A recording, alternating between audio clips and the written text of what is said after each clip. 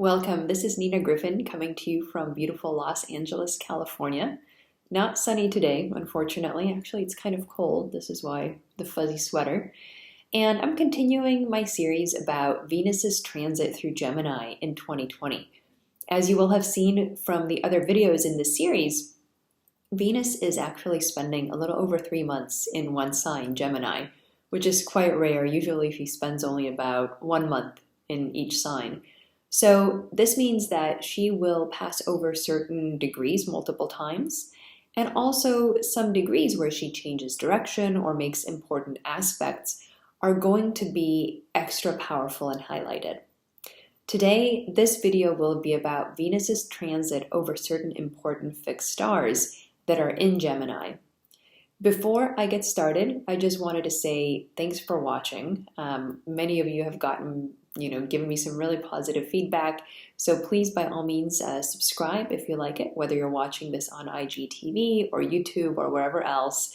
It's always good to get encouragement and also just any feedback you might have or future topics that you would like me to talk about. Give me lots of ideas for future videos. So please go ahead. I also revamped and restarted my Patreon. So if you would like to support what I do and get either early access to videos, access to certain special videos among the higher tiers and so on, just go to ninagriffin.com. There's a link to Patreon there, or you can go to patreon.com/ninagriffin and find me that way. There's also a link in the description of this video if you're watching this on YouTube.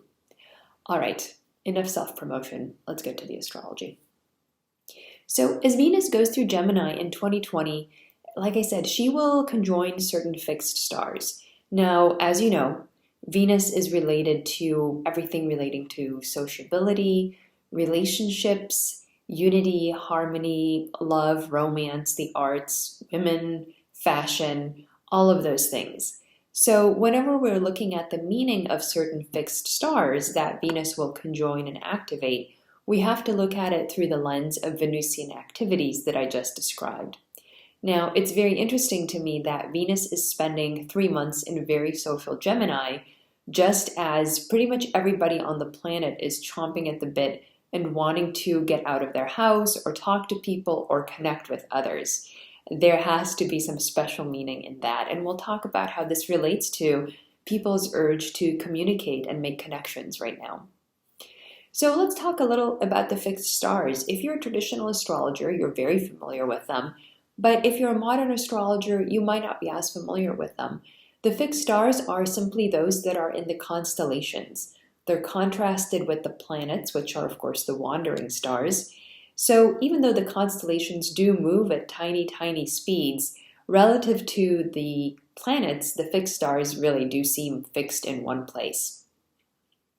Now, the fixed stars are really important, and I use them quite a bit in my own consultations with clients because the fixed stars are associated with certain myths, right? Either the star itself is an individual star or the constellation that the fixed star is a part of is going to be associated with certain ancient stories, images, and so on from different cultures who have superimposed various kinds of narratives on the constellations over really thousands and thousands of years. This is really an ancient part of our human heritage, and it's just been fascinating to work with it as an astrologer. Now, the fixed stars really represent certain stories and certain narratives that impact everyone. And when I say everyone, in traditional mythology or traditional thought, the myths are so powerful and so big that they sweep into their purview everyone, including the gods, the titans, whoever. This is not just something that us puny humans are subject to. Myths are really, really big. They're almost like the laws of physics. In other words, everybody is subject to them, no exceptions. So that means that fixed stars tell us certain stories, and for whatever reason, humans find it very easy to plug into those stories. We enact them often unconsciously in our own lives. And so I'll talk a little bit about some of these stories and the way that they impact the way that Venus's transit over these fixed stars will activate certain stories and will activate certain narratives that we can try to use for our own good, but also that will be happening in the world at large. You'll see what I mean. So when Venus conjoins certain fixed stars, you can think of her as activating those stars and activating those stories and those specific myths. So they will manifest out in the world, in the news, in the arts, in all different ways, and also, of course, in one's personal life. So, as I mentioned in my last video, Venus's movement through Gemini is going to highlight certain specific degrees, and I'll go over them in chronological order as Venus transits or stations on those degrees. And so then, to the extent we have important fixed stars on or near those degrees, we can expect Venus's transit to highlight certain stories. So really our story starts May 12th, so we're not quite there yet. May 12th, Venus stations retrograde at 21 Gemini. Now by longitude, there are several fairly important fixed stars there. The one that I will focus on today is probably the best known one in terms of having its own story, its own personality. It's called Bellatrix, the female warrior. Now, this star is actually part of Orion, and I'm sure all of you know Orion.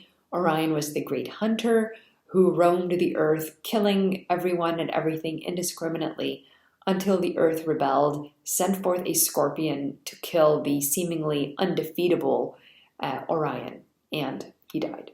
So Orion in general and his stars always have to do with being extremely powerful, being the biggest thing in the world, just, seemingly invincible.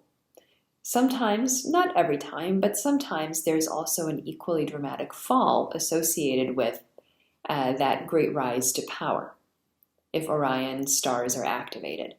So Bellatrix particularly is associated with the female warrior. That's just a star that's in Orion. Some of the stars have their own individual, like I said, characteristics or stories or personalities. Now, Bellatrix will often bring honor and wealth through, as you can imagine, military exploits, although not exclusively. In today's society, that can be just as much through things like business or politics or any other arena where people are competing and engaging in contests. It doesn't just have to be through violence, although it can be. So as Venus stations retrograde on this particular star and on this degree, we can expect that someone, it could be in our personal lives, it could be on the world stage, really kind of anywhere in between, is going to be suddenly elevated, or just as likely could even be losing their prominent position. Don't forget, this is Venus turning retrograde, so a sense of going backwards could be seen here, right? So don't forget, the Orion story has two sides. It has the rise and it has the fall.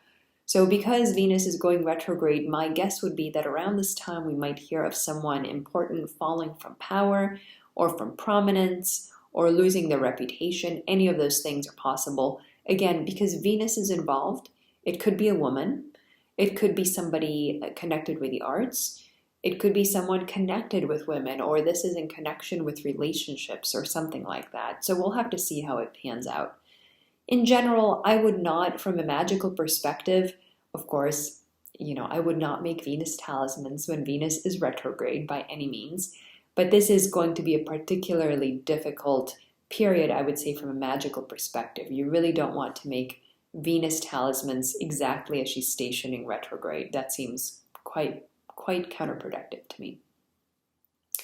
All right, so then we move on to May 24th, which is kind of the next important event that occurs in Venus's transit this year. Now, Venus at this point enters the sun's beams and she becomes invisible. So this happens as she transits approximately 19 or 20 degrees Gemini, and this is still close to Bellatrix at 21 Gemini, so we see a renewed emphasis on Bellatrix. If you recall from my previous video on Venus in Gemini and her cycles, planets that are entering the sun's beams are particularly vulnerable. They're going from a place of visibility to a place of invisibility. It's a real decline in power, real decline in ability to make their wishes come true. It's just not a good time for a planet to be going under the sun's beams. So if we saw somebody fall from power or start to fall from power May 24th, then June 3rd as this occurs, May 24th as this occurs, is going to be particularly emphasized. So maybe around May 12th, as Venus stations retrograde, you start seeing or hearing some rumblings of people falling. Well, it could be that May 24th, as Venus goes into the rays, is when it actually comes true. So something to think about. Now, June 3rd is when the Sun and Venus retrograde conjoin, and this happens at 13 degrees Gemini. So the major fixed star, that's close-ish, about 3 degrees away from this degree, is Aldebaran, and his name means the follower. He's located again at 10 Gemini, so usually for most stars 3 degrees is a bit far, but Aldebaran is a major star of great brilliance, and so 3 degrees could be still very much an influential orb of influence for him. Now, he is a royal fixed star. There are several stars that are considered royal, and there's some debate over exactly which ones are and which ones aren't, but Aldebaran always makes the list. He is very much on the A list as far as royal fixed stars are concerned. Now, he is very bright, and again, that's considered to be very powerful. The more bright a star is, usually the more potent it is. And it represents the eye of the bull constellation in the sky. Now, what do we know about the eye of a bull, other than it's small and beady, and you really don't want it on you when the bull is charging? Well, it's really, the eye of the bull is kind of like, it's sort of like being in the danger zone, right? You don't want to be in a situation where the eye of the bull is on you. This is particularly dangerous. You probably want to run away. You want to make sure you're not in that danger spot. So if you think of it, the bull is really, it's a very prehistoric, very ancient concept. If you think of the bull paintings in the caves, there is some connection between those bull paintings and the very first constellations that we see represented in human art. So what I would suggest is that the bull perhaps is one of our most ancient myths and our ancient celestial portrayals. Now, it is usually a constellation associated with great violence, great power. But it's also a constellation of great vitality and life, because if you think of prehistoric people, they certainly hunted these wild bulls known as the aurochs, which were very tall bull-like animals.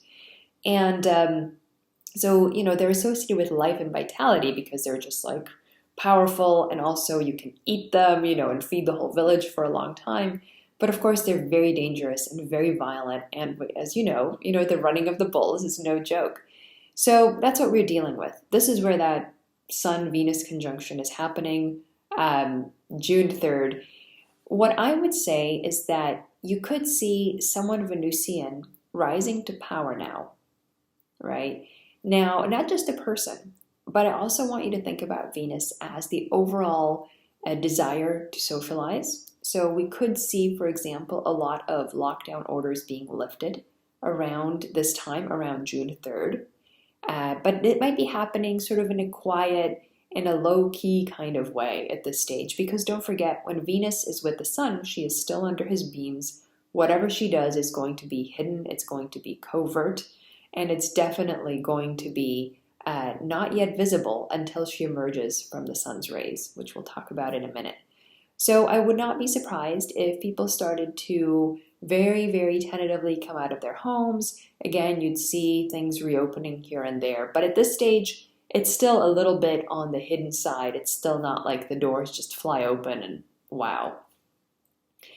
Now, on a personal level, this period could also be very transformational. If you are a woman, if you're an artist, anything to do with Venus, even if Venus is very prominent for you this year in a career sense, or in a, if it's like your perfected ruler of the year or something like that, this is a very empowering moment in which to sow seeds that will germinate a little bit later.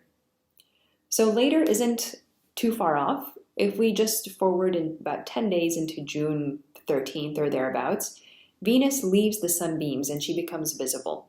So the seeding period around June 3rd becomes public, becomes visible, and this is happening just as Venus passes around 8 degrees Gemini. So that's even closer to Aldebaran on the other side. Again, Aldebaran's about 10 degrees, so she's about 2 degrees away here.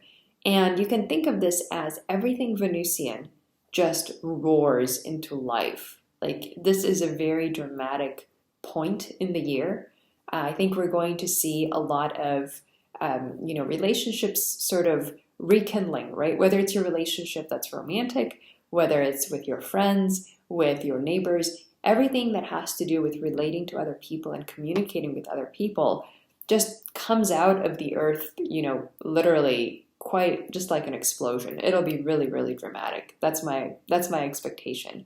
Because she rules all these social connections, it's really like Venus is just like riding on the back of a charging bull. It'll be quite something. Now, June 25th is the next and really last important stage of Venus's transit through Gemini in her retrograde phase. She stations direct around 5 degrees Gemini, which is the area that she's actually transiting today as of the date of this video, April 10th. There is a cluster of stars in this area. It's a nebula called the Hyades. Now, the primary star there is one we'll talk about. It's called the Prima Hyadum. And the Hyades are the so-called nurses of Bacchus. They are represented, at least in Greek mythology, they represent the little goats that nursed the god Bacchus, or Dionysius, who later became the god of wine, when he was hiding and he was still an infant, and so they essentially brought him up in the wilderness. So there is a sense here that we are talking about nutrition, we're going to be talking about food, we're going to be talking about supporting other people, right? I'm sure we're going to be dealing with lots of people will have lost their jobs, lots of people are going to be hungry. This is going to be a serious time. And so I can imagine Venus stationing direct at this time. There might be additional governmental support given to people like this, and there's going to be potentially a big push. I think that's the best possible manifestation, to be charitable and to support others and make sure they have enough to eat. Now, the nebula stars in general, not just the Hyades, are associated with literal blindness or affliction to the eyesight. As you can tell from the name, nebula stars usually have to do everything with cloudiness. It's because they are cloudy out in the sky. Whenever they're prominent in somebody's natal chart, it can indicate an affliction to someone's vision. So something interesting there. We could have news stories about eye issues. It's something that could happen if you have 5 degrees Gemini prominent in your chart, or if it's activated for you. Something to think about. This degree and these stars also often give torrential rains. So you could be running into a lot of pretty unseasonable weather, at least in the northern hemisphere, where usually we don't get massive rains in late June, but you might, depending on where you are. So something else to think about around Venus's direct station here. And then the other thing that, in a very general but important historic way, this cluster of stars is associated with important mass events. Now, that could really be anything, but of course we are all undergoing a major mass event right now. So it'll be important for everyone to, it could be that we're going to have either some fears or actual news of possible resurgence of illness. This is going to be a theme for us really for quite a while. Astrologically, we're going to be dealing with pandemics and or fear of pandemics for well beyond 2020. So this is just another little period. It doesn't necessarily mean that illness roars back to life at the end of June, but it is possible that we are going to start seeing reports. And again, people, now that they're out of their houses, some of that anxiety is going to become really prominent for them. All right, so that is it for my report on Venus in Gemini and the associated fixed stars. Again, my name is Nina Griffin, and I hope that you can subscribe or follow me wherever you're watching this. Again, take a look at my Patreon. Make sure that you visit ninagriffin.com, and I hope to talk to you soon.